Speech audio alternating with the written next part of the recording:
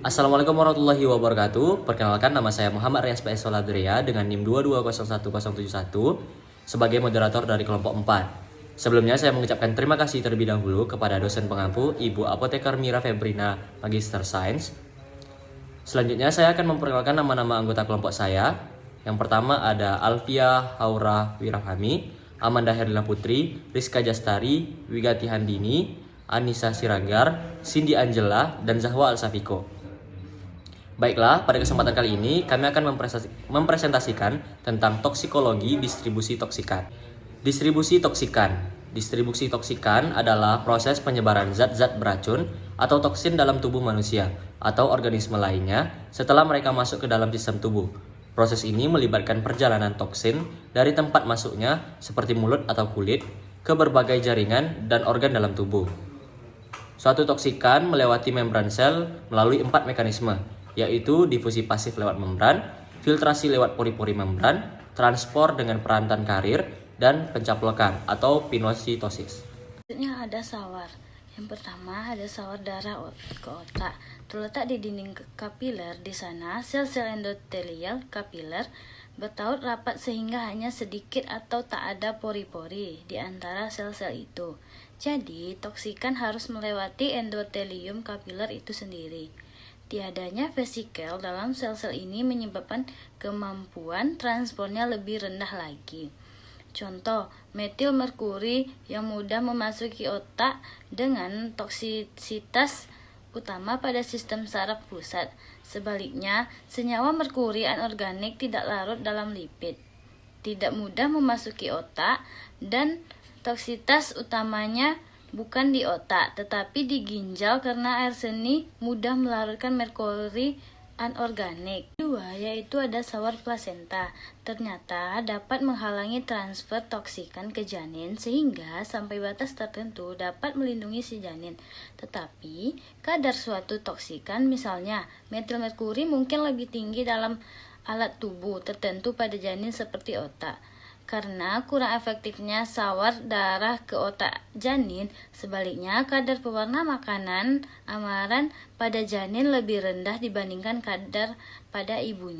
Yang ketiga yaitu ada sawar lain, terdapat dalam alat tubuh seperti mata dan testis. Selain itu, eritrosit ternyata mempunyai peran khusus dalam distribusi toksikan tertentu. Misalnya, membrannya bertindak sebagai sawar terhadap penetrasi senyawa merkuri anorganik, tetapi tidak terhadap alkil merkuri.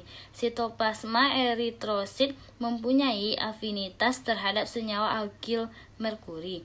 Karena faktor-faktor ini, kadar senyawa merkuri anorganik dalam eritrosit hanya sekitar setengah dari kadarnya dalam plasma. Sementara, kadar metil merkuri dalam eritrosit sekitar 10 kali kadarnya dalam plasma. Pengikatan suatu zat kimia dalam jaringan dapat menyebabkan lebih tingginya kadar dalam jaringan itu.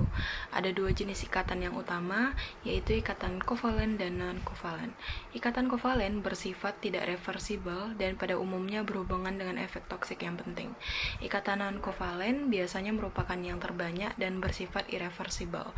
Oleh karena itu, proses ini berperan penting dalam distribusi toksikan ke berbagai alat tubuh dan jaringan. 1. Protein plasma dapat mengikat komponen fisiologik normal dalam tubuh di samping banyak senyawa asing lainnya. Sebagian besar senyawa asing ini terikat pada albumin dan karena itu tidak dengan segera tersedia untuk didistribusi ke ruang ekstravaskular.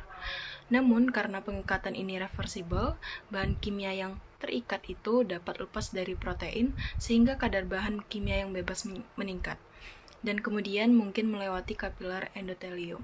Yang kedua, ada hati dan ginjal.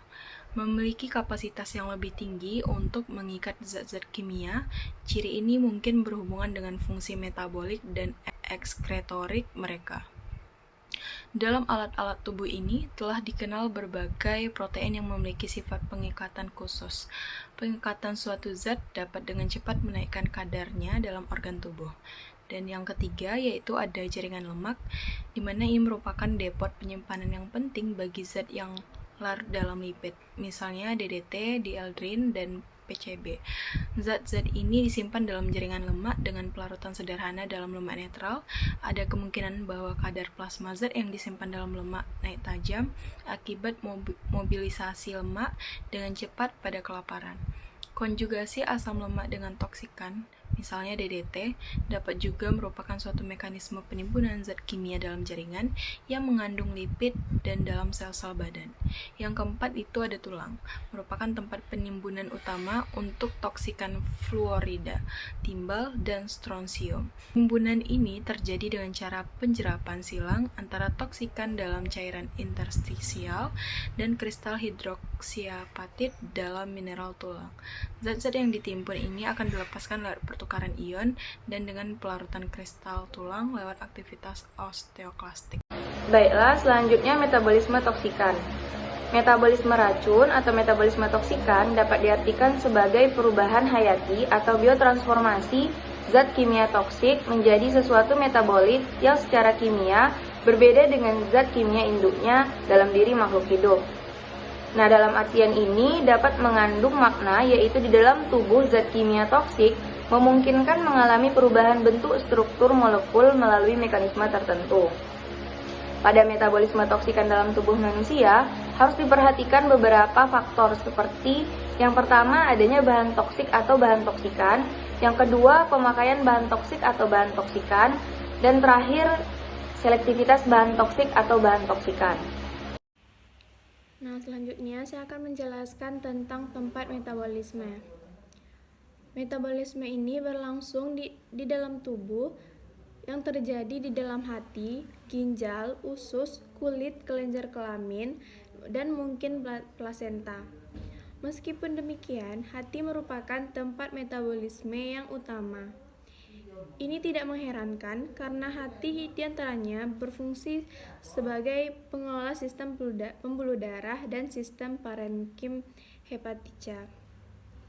Nah, adapun organ yang terlibat dalam tempat metabolisme antara lain yang pertama, hati akan menghasilkan sel parenkim hepatosit. Kedua, ada ginjal akan menghasilkan sel tubulus proximal segmen 3. Paru menghasilkan sel kara jenis sel 2. Usus akan menghasilkan sel batas mukosa. Kulit akan menghasilkan sel epitel, sedangkan testis menghasilkan tubulus seminiferous sel Sertoli. Saya Wigati Handini, di sini saya akan menjelaskan tentang jalur metabolisme.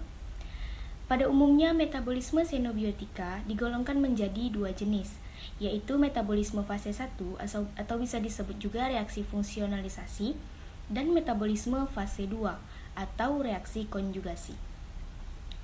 Faktor utama yang menentukan jalur metabolisme xenobiotika itu ialah struktur xenobiotikanya sendiri.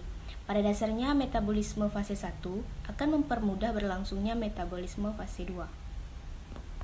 Baiklah, selanjutnya saya akan menjelaskan tentang faktor-faktor yang mempengaruhi metabolisme toksikan. Nah, faktor-faktor ini terbagi menjadi 3. Yang pertama, ada faktor farmakologi. Yang kedua, ada faktor patologi. Dan yang ketiga, ada faktor susunan makanan dan lingkungan. Nah, yang pertama itu ada faktor farmakologi.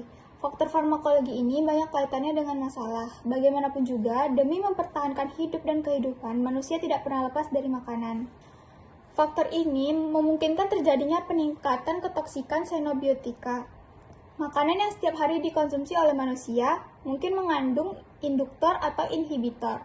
Dengan demikian, mungkin dapat meningkatkan ketoksikan obat ataupun xenobiotika lain yang masuk ke dalam tubuh. Sebaliknya, obat yang digunakan oleh seorang penderita mungkin merupakan induktor atau inhibitor enzim pemetabolisme xenobiotika. Dengan demikian, mungkin juga dapat meningkatkan ketoksikan xenobiotika yang ada dalam makanan yang dikonsumsi oleh si penderita. Yang kedua, ada faktor patologi. Faktor patologi ini meliputi kondisi dan jenis penyakit, merupakan faktor penting dalam menentukan keefektifan metabolisme xenobiotika. Kondisi penyakit dikaitkan dengan keparahan jenis penyakit tertentu. Faktor patologi ini tentunya berkaitan erat dengan aneka ragam penyakit yang dapat mengurangi aliran darah ke tempat metabolisme seperti komplikasi jantung, shock, dan hipotensi, atau yang berpengaruh langsung terhadap jaringan dan fungsi organ tepat pada metabolisme. Nah, yang terakhir ada faktor susunan makanan dan lingkungan.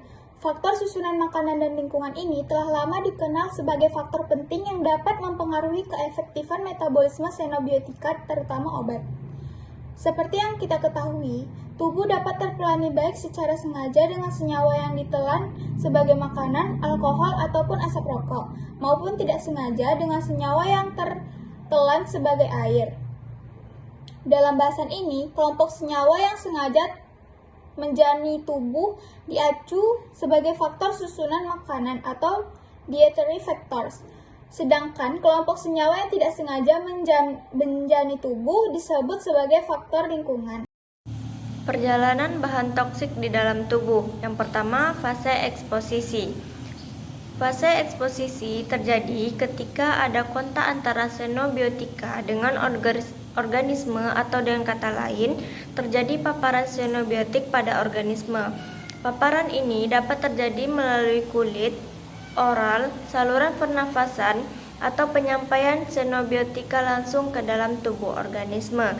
Jika suatu objek biologi terpapar oleh sesuatu xenobiotika, maka senyawa radioaktif, efek biologi, atau toksik akan muncul jika xenobiotika tersebut telah terabsorpsi menuju sistem sistemik. Yang kedua yaitu melalui kulit eksposisi atau pemejanan. Hal ini yang paling mudah dan paling lazim terhadap manusia atau hewan dengan segala xenobiotika, seperti misalnya kosmetik, produk rumah tangga, obat topikal, cemaran lingkungan, atau cemaran industri di tempat kerja. Ialah pemejanan sengaja atau tidak sengaja pada kulit. Kulit terdiri atas epidermis, bagian paling luar, dan dermis, yang terletak di atas jaringan subkutan. Tebal lapisan epidermis adalah relatif tipis, yaitu rata-rata sekitar 0,1 sampai 0,2 mm, sedangkan dermis sekitar 2 mm. Dua lapisan ini dipisahkan oleh suatu membran basal. Yang ketiga yaitu eksposisi melalui jalur inhalasi. Pemejanan xenobiotika yang berada di udara dapat terjadi melalui penghirupan xenobiotika tersebut. Xenobiotik yang terdapat di udara berada dalam bentuk gas, uap, butiran cair, dan partikel padat dengan ukuran yang berbeda-beda. Di samping itu, perlu diingat bahwa saluran pernafasan merupakan sistem yang kompleks, yang secara alami dapat menseleksi partikel berdasarkan ukurannya. Oleh sebab itu, ambilan dan efek toksik dari xenobiotik yang dihirup tidak saja tergantung pada sifat toksisitasnya, tetapi juga pada sifat fisiknya. Yang keempat yaitu eksposisi melalui jalur saluran cerna. Pemejanan xenobiotik melalui saluran cerna dapat terjadi bersama makanan, minuman, atau secara sendiri, baik sebagai obat maupun zat kimia murni. Pada jalur ini, mungkin xenobiotik terserap dari rongga mulut, sublingual, dari lambung sampai usus halus, atau eksposisi xenobiotik dengan sengaja melalui jalur rektal. Kecuali zat yang bersifat basa atau asam kuat, atau zat yang dapat merangsang mukosa. Pada umumnya tidak akan memberikan efek toksik kalau tidak diserap. Cairan getah lambung bersifat sangat asam, sehingga senyawa asam-asam lemah akan berada dalam bentuk ion-ion yang lebih mudah larut dalam lipid dan mudah terdifusi, sehingga senyawa-senyawa tersebut akan mudah terserap di dalam lambung, berbeda dengan senyawa basa lemah. Pada cairan getah lambung akan terionkan, oleh sebab itu akan lebih mudah larut dalam cairan lambung. Senyawa basa lemah karena cairan usus yang bersifat basa akan berada dalam bentuk ion non-ioniknya, sehingga senyawa basa lemah akan lebih mudah terserap melalui usus daripada lambung. Sekian dari kelompok kami yang bisa kami sampaikan. Jazakumullah khairan kasiron. Wassalamualaikum warahmatullahi wabarakatuh.